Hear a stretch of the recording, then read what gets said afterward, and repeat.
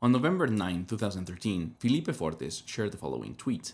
Debugging is like being the detective in a crime movie where you're also the murderer. And while that is both funny and painfully accurate, the real kicker is that you have absolutely no recollection of ever committing the crime, or even the desire to. This is the moment where you spiral into panic and start wondering if your computer is in fact sentient, harboring a deep personal grudge against you. After all, you know you did everything right. There's no way the mistake is actually yours. That is, of course, until at 1 a.m., after losing all faith and hope and questioning the life choices that have led you to this very moment, you find the error. And in that crushing moment of clarity, you realize that you may actually be the dumbest person alive. But fear not, my dear friend, you're not the first, nor will you be the last, to take your proud place here in the wall of shame of debuggers that have blamed this stupid machine. And while some might argue that Excel is not as sophisticated for us to be talking about debugging per se, well, it certainly demands that you check your work with the same meticulous attention to detail and perhaps a bit of the cleverness that Sherlock Holmes himself would be bringing into solving a mystery.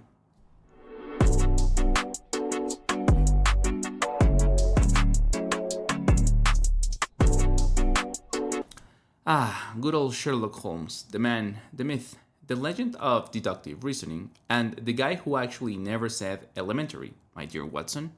That's right, you heard me, he didn't say it. The most iconic phrase associated with Holmes is pure fiction.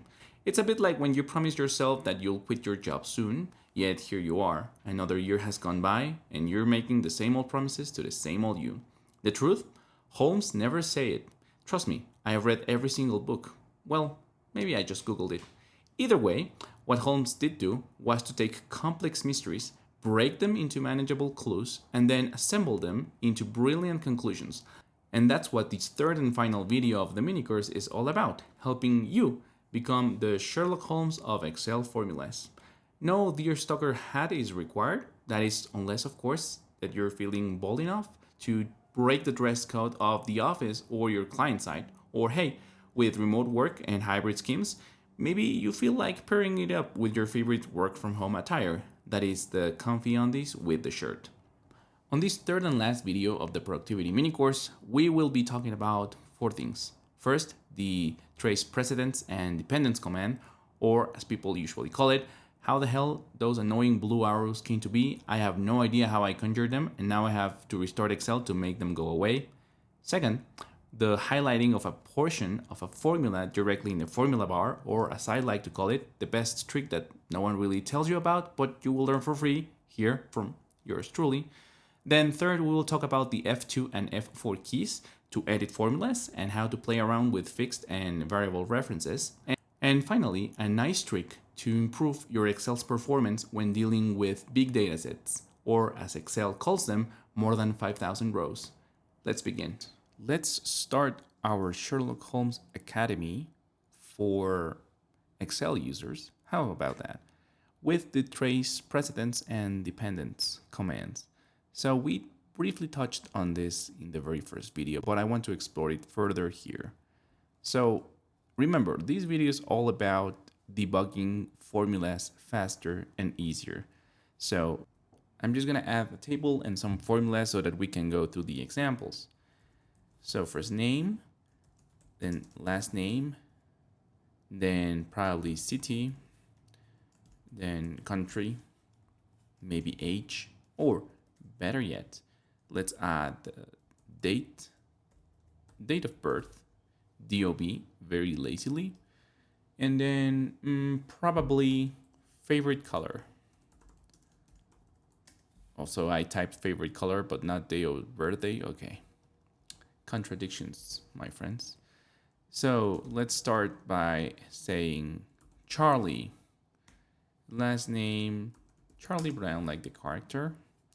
My namesake. So now, second, I'm just gonna add John Smith, and then Mickey Mouse, and then probably one more. Let's just say Cleopatra, and then one more. Marie Curie. All right. Now, and by the way, I'm just going to make these things up. Don't judge me if I'm not precise on this. So, city, let's start by Chicago. John Smith will add New York. For Mickey Mouse, Orlando, or better yet, Tokyo. We now have a Disney Tokyo, so Tokyo. And then let's add Cairo. Oops. And then let's go to Paris. So USA, Japan, Egypt, and then France. Now, date of birth, I'm just gonna make these up. And by the way, I'm gonna demonstrate the usefulness of having this. Because instead of date of birth, what I'm gonna add is I'm gonna add a day, a month, a year, and then this one I'm gonna delete for now, and I'm gonna add it afterwards. So day, literally, I'm gonna just add 1, 2, 3, 4, 5. For month, 6, 7, 8, 9, 10. Very creative. And for year, I'm just gonna add, again, random stuff. 1995. And then from there, +1. And since you're very now knowledgeable about the control down, I'm gonna have that. Favorite color, red, blue, orange, green, yellow. Okay, now imagine we have a table appended with formulas. So full name. Now let's add country, city. Now let's add date of birth. I wrote it completely against my will, but it's easier for clarity. And probably let's add something like an all together, for example. All right, so full name, we can say this and then append a space and then append the last name. Then country and city, or probably city and country. Or even better, I could say city and then in parentheses country. So again, I just append this with a space opening parenthesis, and then I append the country, and then append the closing one.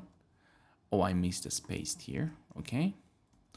Date of birth, I'm actually gonna put a date, and then it's gonna be the year, the month, and the day. And then all together, I'm basically gonna say Charlie Brown, and then append born in Chicago, then append in, or let's say on, right? Always confusing. And then let's just add who likes, and then my favorite color. Woof, okay. Charlie Brown, born in Chicago, USA, on, okay. First mistake, obviously, that's not a date, right? So we have to format that. So text, and then my format is just gonna be a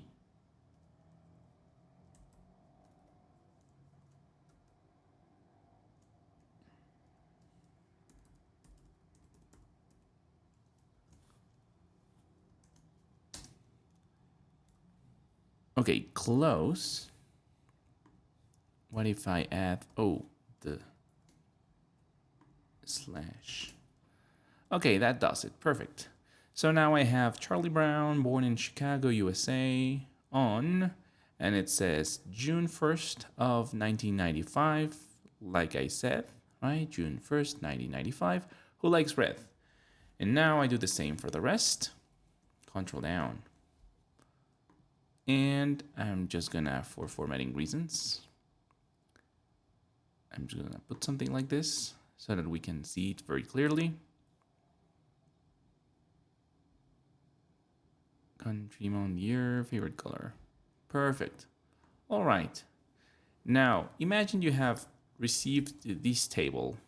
This was your data, right? Just for the sake of the example. And then you needed to transform it into something like this, where you have some formulas based on the data that you have. But now you really don't know what happened, if something's wrong or if it's working properly, right? For example, the problem that we had with the format here. Let's just take it out for a bit. Oh yes, too few arguments because I'm still using text. Okay, and then like this.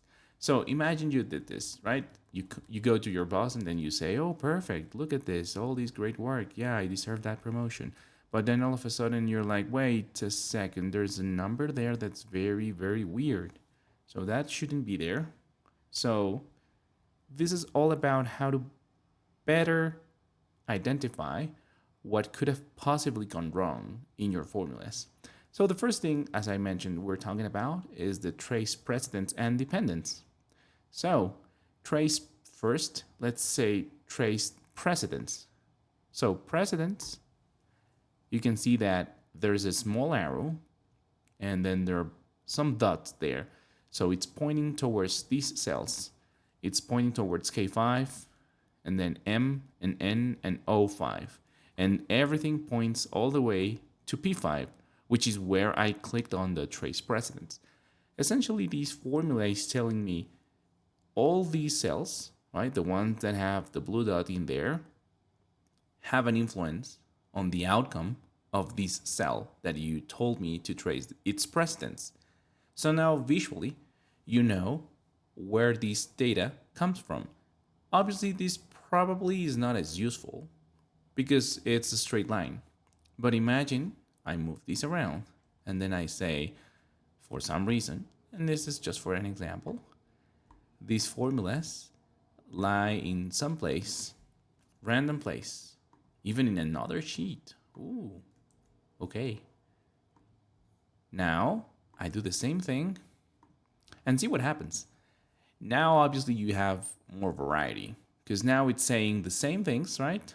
The same blue, the same John Smith from New York, USA. And now look at this. You even have these special that it's very different from the rest, right? It's dashed and it has this little fancy table here. And actually, if I click on it, whoops, not like that. Trace precedents. If I click on this arrow, sorry, on the dashed line instead of the little table there, you can see that I have a go-to. Ooh, that's scary for programmers, if you know what I mean. The go-to table that has a book 1, sheet 2, B3, and if I click on it and I click on go, there you go. Now it took me straight to that little mischievous cell that has the date that also comes from these, right? So if I do the same thing here, trace precedence analogy for the same other cell, now I click on these dashed line and now it has 3 dependencies that are on sheet 1. So I can also go and then explore each one of these and then say, okay, show me where this comes from. And then I can go back and then I can click on it and the same thing. So this is the first thing that you can do. Now, the second thing that you can do is, and by the way, you can remove arrows with these remove arrows, which I also have here because it's very useful for me. So I can do 08 and then remove arrows, all arrows, A, in case I'm on another, insert ribbon or draw ribbon or whatever I'm in. The other thing you can do is the trace dependence. So I know there's something off here, right? There's like a number that I don't like, doesn't really make sense. Born in New York on 3524.8. What does that mean? So I can say, okay, for example, I know that day, month, year should come into play here. So let's just say, for example, I want to see the dependence, right? Trace dependence on cell J5. So this is going to tell me all the dependencies that J5 has on other cells. So every single cell that's pointed from J5 is a cell whose value depends on J5. You can see that there are two arrows. One points downwards because, as you remember, we just have added the value plus 1, and that's logical. That's why it's pointing downwards. And then the other one, you can click again on the dashed, and then it's telling me on sheet 2 there's a B3. I go here, and this is the date formula. So now I have that B3 in worksheet sheet 2 has a dependency on cell J5 of worksheet 1, and B3 as well has some cells whose value depend on B3, which after we trace it back to worksheet 1 is obviously P5. So those two are the commands that very easily will help you, and visually will help you trace the dependencies of your formulas, and will let you navigate, even if you have a very complex workbook with a lot of worksheets, with a lot of formulas, with your mouse very easily. Click and go. You can explore the precedents and dependence of given formulas, and you can start sort of analyzing the root cause of whatever evil has now come to your land and has now landed on a random number that should have been a date, for example. Now, that was a bit more thorough explanation on the trace precedent and dependence commands that we had hinted on the first video. But that's not really the best way, or not the one that I like to diagnose or to debug a formula. What I really like is to go to the formula bar, which, by the way, in case you didn't know, you can also have these expanded, because it has happened. Sometimes you have a very nasty formula that has a lot of components in here, and it's just not enough to see it on just one line. And also, I don't like double clicking and then analyzing the formula here, because although it might seem helpful to have the colors matching, you also have them here anyways. So you could expand the formula and see it better here, but I think nothing beats the formula bar whenever you have expanded it. Anyway, what you can also do, for example, is you start analyzing your formula, and you say John Smith, born in New York, USA, on a random number, and then you say, okay, M12, comma, born in something. So M12, what happens if I highlight M12? Oh, the value John Smith appears on a small label on top. Now let's do the same for N19. Now you can see it says New York, USA. And oh, what happens with sheet 2 exclamation mark B3? Same thing. There's a number. That's where my random number comes from. This little piece. I mean, you could have deducted, obviously, where that number was coming from, because this is a very simple formula. But imagine you have something very complex. Well, now this is a better way you can start solving for whatever mystery you need to solve. And K5, just to be exhaustive, has the value blue. Now, in case you don't know, whenever you reference external or not external, something that lies outside this worksheet, Excel will add automatically the name of the worksheet. And then at the end of that name, it will add the exclamation mark to signal that that's a worksheet name.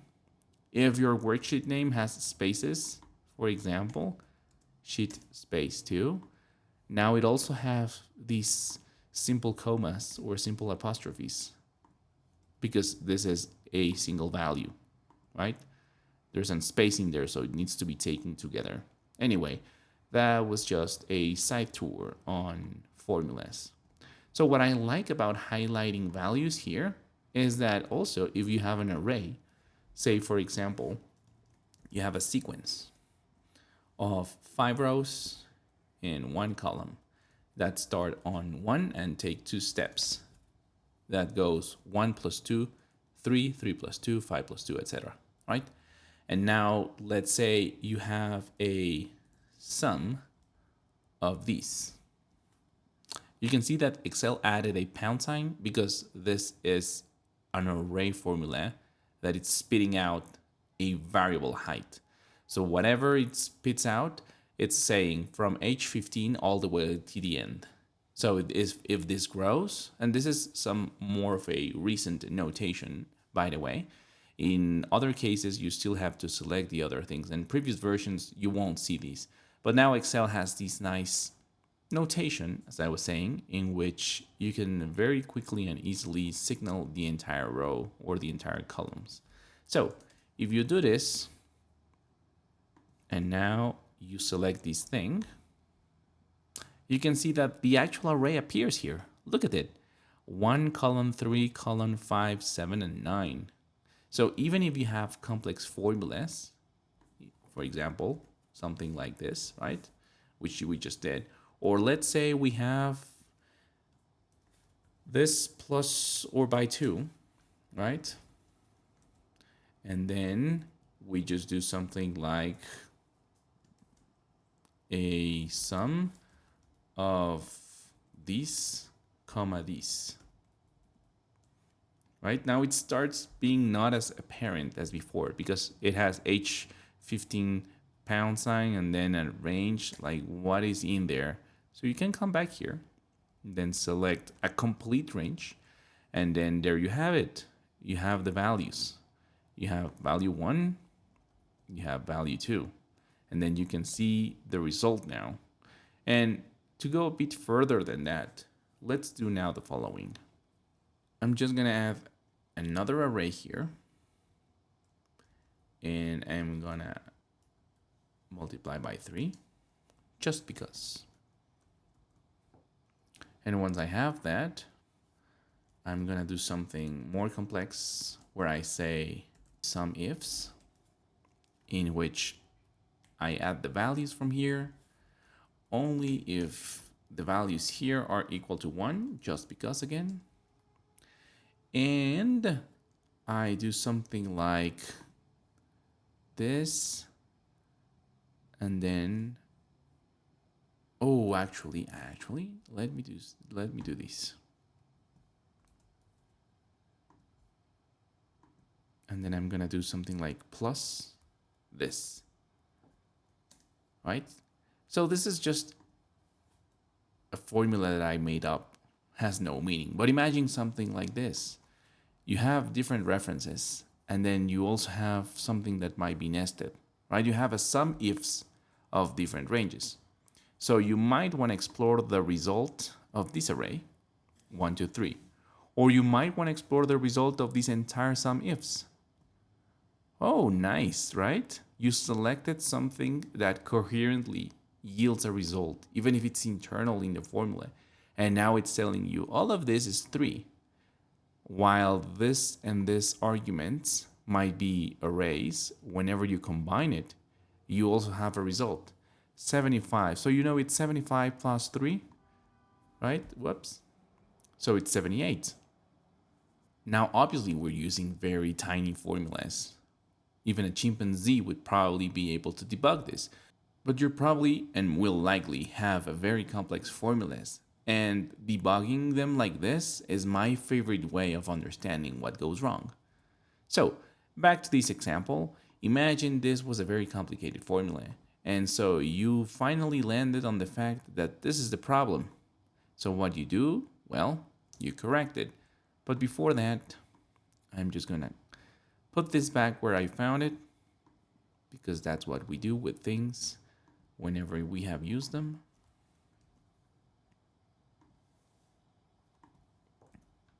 And now you can say, well, the problem comes from this guy. So I need to format it. Whoops. Oh, it was 1 month. Oh, 1D, actually. That's better.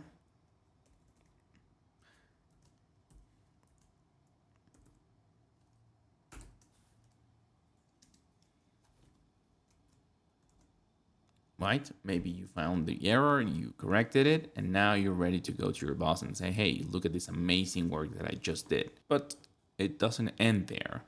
So there are a couple of things that are also useful to know. First, imagine you have this. You have essentially a table where you're just dragging the formula down, right? But imagine everyone has a favorite color that is red, and for some reason you have nothing here. And then so everything is gonna have like a result with nothing. You have who likes and then has nothing. And then it needs to say red because everyone has red in there. It's just for some reason the data came like this. So you probably know about fixed and variable references. Essentially, a fixed reference is something that tells Excel don't move a column or don't move a row.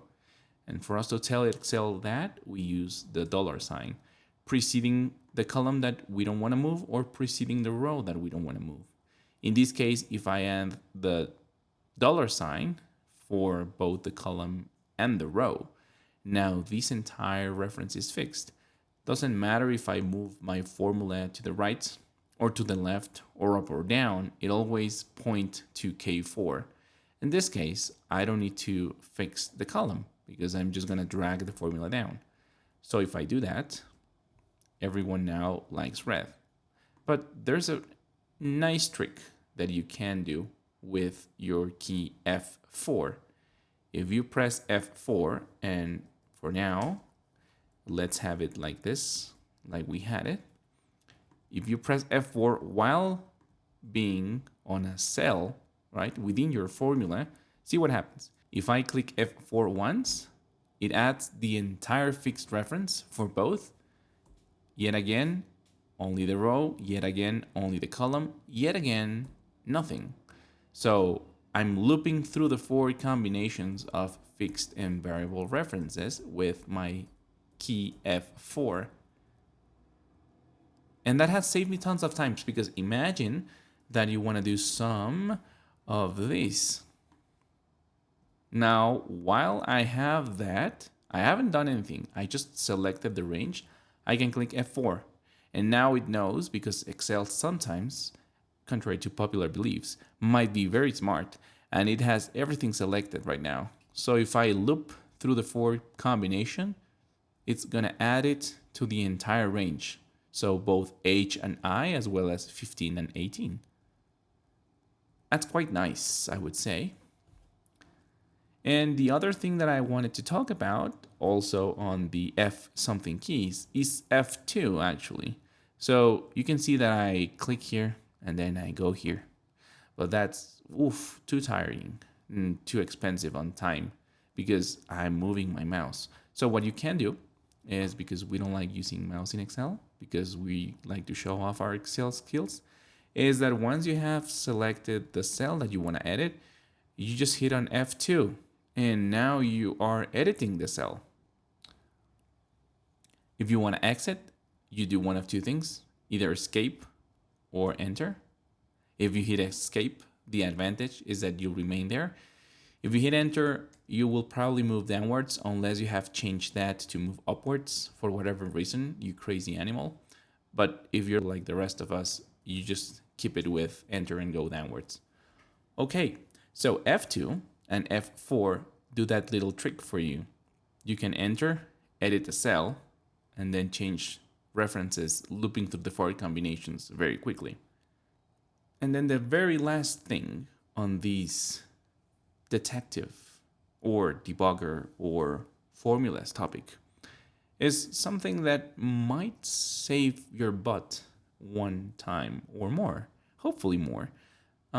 Whenever you have a lot of rows in Excel, so imagine this is the data from your friend Josh, right, at work. He's from HR, he doesn't really know Excel. But imagine that he gave you this and then he asked you, please, please, please, you're such a wizard, you know Excel, I just need these values and you can calculate them very quickly and have them done in no time. So you very gracefully volunteered your time. That is, of course, very limited. You're very generous, and so you did it, and now you're emailing back to Josh. Anyway, that was a big deviation. Whenever you have not just these 5 rows, right, but you have way more, and by way more, I mean thousands of rows. Whenever Excel hits like 5 or 10,000, depending on the number of columns, you might have experienced very slow performance. And the slow performance comes because of the calculations. Imagine you have all these many formulas that are tracing back to these columns and then multiply that by 1,000 rows. It might get quite a lot for Excel. And Excel is doing its best, I'm sure, but still, it's not very good. So what you might want to do, you might want to try your formulas only for the very first row. And then instead of copying every single thing, or instead of every single thing being updated, you can go here to formulas and then click on calculation options and then have it done manual. So manual, what does that mean? What that means is that if I change, for example, this, instead of July, I'm gonna hit December, you can see that nothing changed. And it actually says your workbook has stale values. So one or more cells out of your workbook, right, is using a strike-through formatting because it's telling you that this value is no longer updated because I changed something, but that change didn't get reflected throughout the entire dependencies. So I'm gonna click got it. Yeah, I know Excel. Please don't remind me every single time I do it. And how I update that was Excel told me to click an F9, but I can also do 2 things.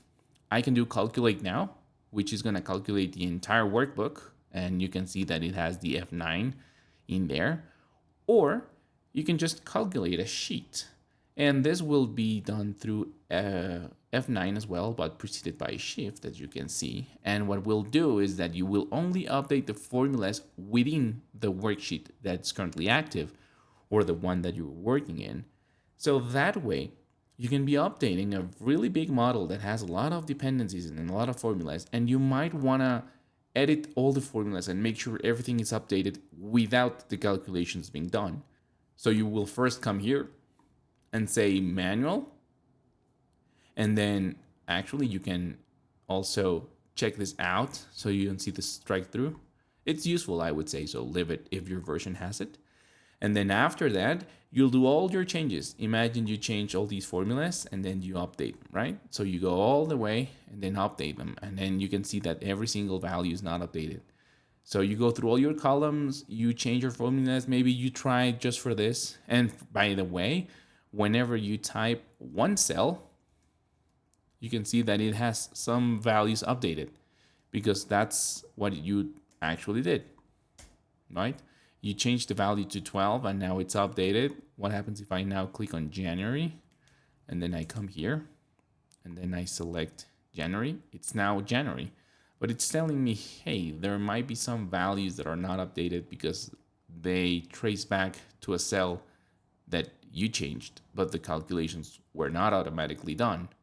So once you make sure your first row is all correct and all good, and you have dragged every formula down and everything looks cool, then you'll come back and then turn on the automatic changes. Then probably Excel will probably now freeze for 3 working days. And in the 4th day, it will come back to you and say, hey, I've done with my calculations. You can now send this back to Josh or whomever sent you this. So that's a very cool way. You can first play around with formulas with the F2 and the F4, and then you can change values directly. Then you can trace dependents and precedents, and remember the arrows can be deleted with the remove arrows. And then directly in the formula bar, you can start analyzing your formula in a deeper way, and you can actually say, well, what might have gone wrong? And with that, you will be a really profesh in debugging and editing formulas. One last thing, because there's always one last thing. Whenever you have a formula, like text, for example, or here in some ifs, whenever you see these, this is very useful. You can also click here and say, okay, my sum range, what's my sum range? And it will automatically highlight that and tell you what is your sum range. So you can also debug formulas without you having to manually select in case you're doing something that's already predefined as a function. You can come here and say, okay, my sum, what's my number one? What's my number two? And then for my sum ifs, what's my sum range? What's my criteria range? What's my criteria one? And so on and so forth. So that's another tip for you to be a true Sherlock Holmes of Excel formulas. And that's a wrap for this video. If you take nothing else from it, just remember, once you have eliminated the impossible, whatever remains, no matter how improbable, must be the formula you yourself typed. Congratulations on making it this far. You've officially completed the third and final video of the Excel Productivity mini course. Thanks so much for watching, and an extra special thanks if you watched the complete series. I hope you've picked up some new tricks, and if nothing else, you're walking away with a few fun facts to drop at work or anywhere else life takes you, like parties and stuff. I've got plenty more courses, mini courses, free tutorials, and other cool videos in the works, so stay tuned for more coming your way. Until next time, and as always, stay productive, stay awesome.